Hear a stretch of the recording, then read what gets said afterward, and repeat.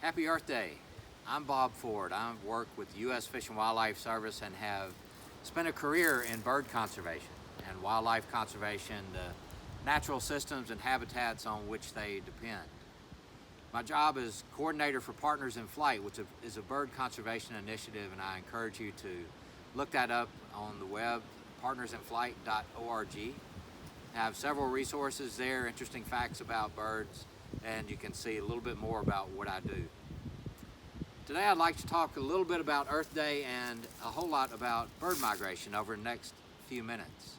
I'd hope to be there with you live, but obviously we're all working hard to help flatten the curve, help stop the spread of this coronavirus. And so I appreciate everyone staying at home and appreciate everyone tuning in today.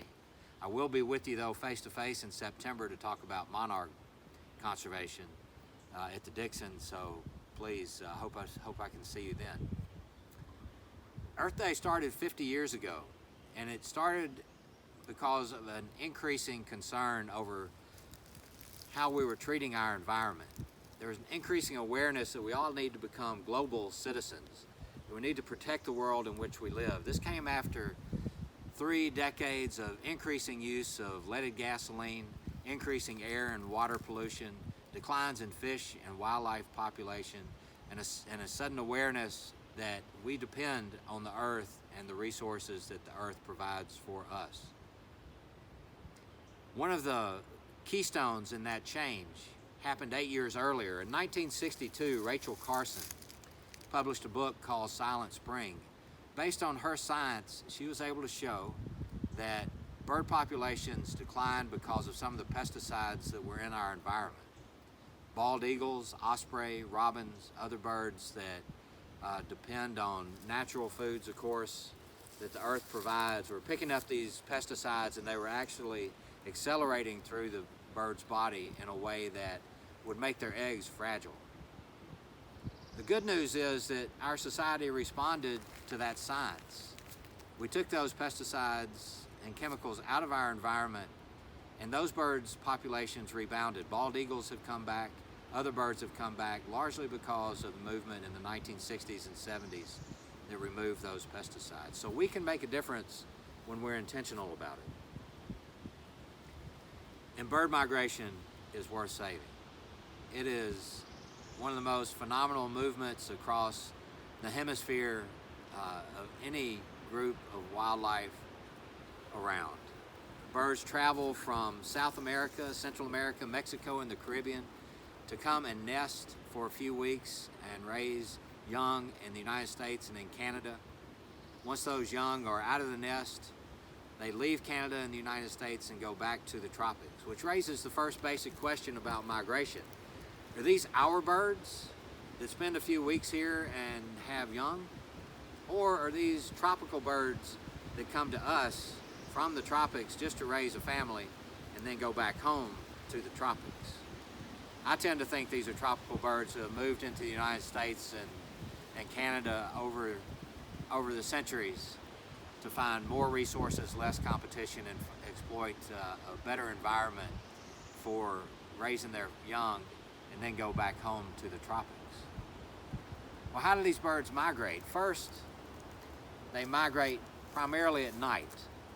Most songbirds and other birds are nocturnal migrants. They travel for up to 8 or 10 hours at night, flying at elevations from 500 feet to 2,000 feet above the ground. They need food, water, and cover in order to take those long-distance flights.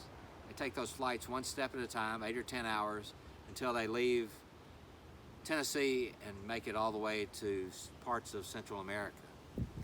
All along that way, they need food, water, and some protective cover, somewhere there they can avoid predators. Now, flying those kinds of distances requires lots of food. And for birds to migrate like that, they often bulk up. They can increase their body weight in the spring and fall very quickly and significantly over just a day or two. And with that fat reserve, they can fly those distances to the next spot and get food and cover and water. They face major obstacles along the way. The Gulf of Mexico, several birds fly directly over the Gulf of Mexico. Ruby-throated hummingbird is a good example. It flies over the Gulf of Mexico at about 30 miles an hour. It takes 20 hours of non-stop flight from the Gulf of Mexico, coastal Mississippi, coastal Alabama, to the Yucatan. 20 hours of non-stop flight for that bird, and it obviously needs to bulk up and have lots of body fat in order to make that flight. Other birds make that same flight at night and have the same needs. Unfortunately, over this 50 years, we've recently found out that bird population declines have been ongoing. In a study that was published in the Journal of Science last fall, Ken Rosenberg and several co-authors documented a decline in 3 billion birds from our North American avifauna in 50 years. That's 3 billion birds fewer than we had 50 years ago.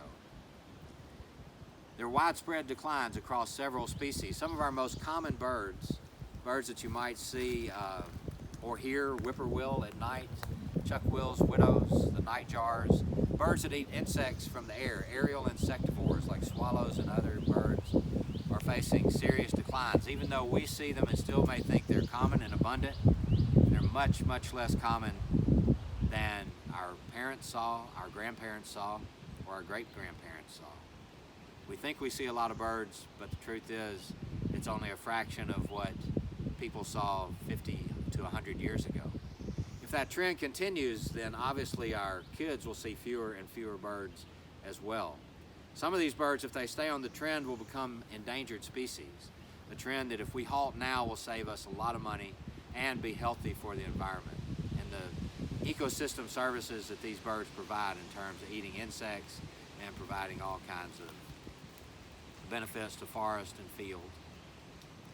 There's lots of things that you can do, whether you live in the city or suburbs or in the country. Promote greenways, plant native plants, provide fresh water in your yard and gardens, use less pesticides or pesticides that have the least impact on wildlife and birds. Think about promoting local greenways or local parks, or promoting your refuges and state parks that are nearby so that they are good habitat for bird conservation.